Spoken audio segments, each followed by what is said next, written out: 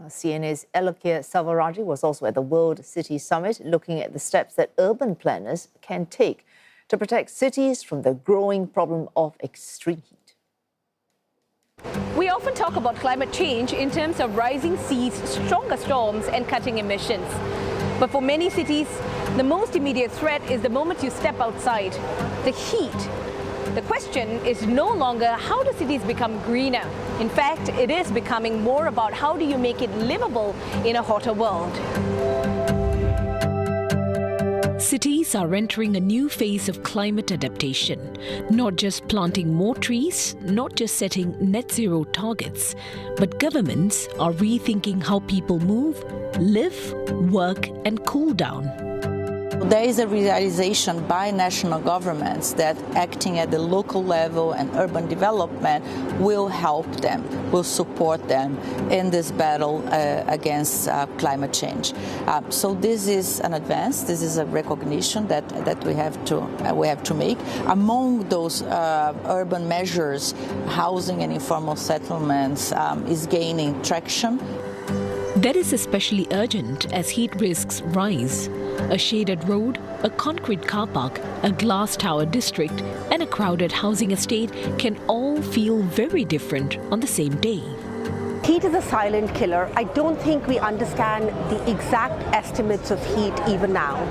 We lost about 500,000 lives from heat last year, and heat is a cross-sectoral issue. So I think the underestimation by cities is not knowing the exact impacts of heat, which penetrate wider sectorally. But data alone will not cool a city.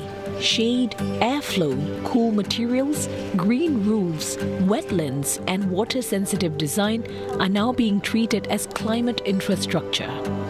Biomimicry is not just bringing in lots of wild nature, it's really about looking at how nature does things so that we can learn to emulate what nature does. So, for example, a building could emulate how a forest might clean water. It could take water in from its roof, it could clean it within the building system, and it could discharge it to create a healthier river system.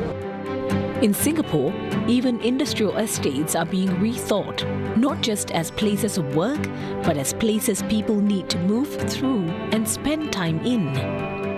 We take into consideration who will be the users of this place, who will be the workers, and in terms of sustainability and climate change, we take into account how can we improve the greenery provision for industrial estates. So like PED and JID, we actually plan with minimum 30% of our green cover.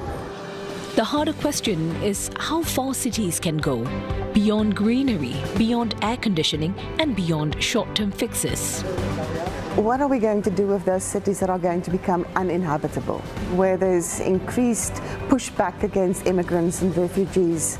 We're going to deal by 2050 with almost 1 billion climate refugees. Where are those people going? And should we start planning on gradually moving those cities that we have to write off because of climate? The solutions are no longer theoretical. Cities know they need cooler streets, better housing, stronger drainage, and more green space. The challenge is speed and making sure climate adaptation reaches the people who need it most. So the cities of the future may not look like a sci-fi skyline. It may just be a cooler bus stop, a shaded walk to the school, or maybe our homes not overheating at night. Because the real test for cities is not just how they grow, it is about how they keep people safe, cool and connected.